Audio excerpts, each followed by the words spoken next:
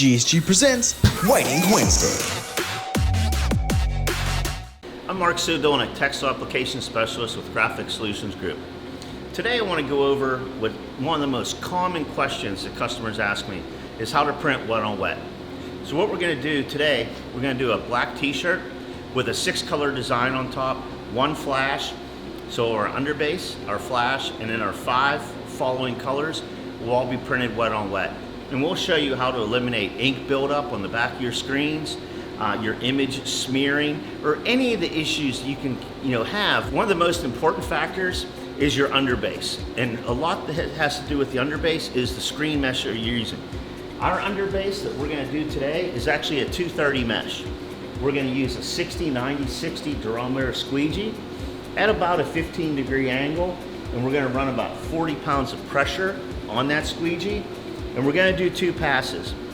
Why 2 passes? Through the 230, it's going to lay down enough white ink to give us a really nice underbase. We're using the 230 mesh because we're getting very good coverage, but we're not laying down a thick deposit of ink, meaning it's going to flash a lot faster. The thicker your ink deposit, if you're using, say, a 110 or a 156, you have so much ink, it takes too much time to flash or too much heat. And what actually happens is you're just gelling that surface, not the entire white underbase. What that leads to is your first color you're gonna print on top after that flash, it's actually gonna stick, the screen is gonna stick to that ink because as the squeegee passes over, it's pushing it into that soft underbase.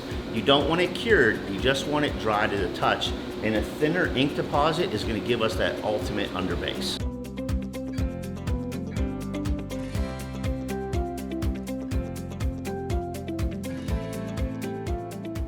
For our top colors, we're also running 230 mesh screens, and we're running 75 durometer squeegees in each of these next colors.